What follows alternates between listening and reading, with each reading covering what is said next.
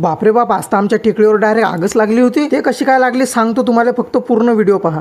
तर नमस्कार मित्रांनो, सकाळी सकाळी मेन विकास आलतो पाथोरातलं वातावरण पाहाले. वातावरण तर चांगलं होतं, पण रस्त्याची गॅरंटी मी नाही ले सकता. विकास म्हणे काय करायली बे तुमची ग्रामपंचायत. मी म्हणलं जाऊ दे बाबा, मी बोलूंगा तो डायरेक्ट वादविवाद हो जाएगा. मग मेन विकास आलो डायरेक्ट पाथोरच्या बस स्टँडवर. मग बस स्टँडवर थोडा टाइमपास करून विकास म्हणे चाल नाश्ता करायला. मग तुम्हाला तर माहिती आहे आपण खाण्याच्या बाबतीत काहीच कॉम्प्रोमाइज करत नाही. मग तेवढ्यातच भेटले आपल्याला महाराष्ट्राचे लाडके मामा. मामाले म्हणलं फॉर्च्युनर सोडून एसटी. मामा म्हणत आज कमाएंगा तो कल खाएंगा. मग विकासन मी आलतो डायरेक्ट बिकानेरवर. तर यायचा पोचा गिचाच मारणं चालू होता. मी म्हणलं विकास काढ गाडी, आपल्याला काही सहन होईल पण भूक सहन नाही होत रे. मग पारसवर आल्यावर मी आता एक समोसा घेतला होता, पण विकासचं चालू होता काय घेऊ. शेवटी त्यानं बी एक समोसाच घेतला. मी म्हणलं माया पावलावर पाऊल टाकेंगा तो तू लय पुढे जाएंगा. विकास म्हणे बस रे भाऊ, एवढं बी पुढे नाही जाणं मला. मग डबल 3 वडे 2 समोसे घेऊन लागलो आम्ही रस्त्यानं. विकासले काय त्या हॉटेलमध्ये काही धकून होतं राहिलं. मग विकासन मी आलो डायरेक्ट वावरात, कारण विकासन मी पहिल्यापासून खेळात राहत होता. आम्हाला एक वावराशिवाय मजाच येत नाही ना रे. विकास म्हणे जमलं रे भाऊ, याले म्हणतात वातावरण. मग काय आम्ही 1 घंटा निवांत बसून नाश्ता केला. मग नाश्ता गिष्टा केला तर आता जायचं होतं आम्हाला घरी. मग विकासले म्हणलं गाडी तेरा भाई चलाएंगा, तोपर्यंत तू ब्लॉक काढ आपला. भाऊन तर एवढ्या खतरनाक अँगल न ब्लॉक घेतला. मैं विकासले म्हणलं मैं गाली नहीं दे सकता, वरना मैं ऐसी गालियां दी क्योंकि मेरा फ्रेंडली फैमिली कंटेंट है. विकास म्हणे 19-20 चा तो फरक है. मी म्हणलं तेरे और मेरे में 19 लाख का फरक है. भाऊ म्हणे जाऊ दे, एवढं तेवढं तर पिक्चरात बी दाखवतात. ते सगळं जाऊ दे, हे आग कशी लागली ते पाहू आपण पुढच्या ब्लॉग मध्ये, कारण हा व्हिडिओ लय मोठा झाला. हा काय विषय झाला ते पाहायचं असेल तर नक्की लाईक आणि फॉलो करून घ्या.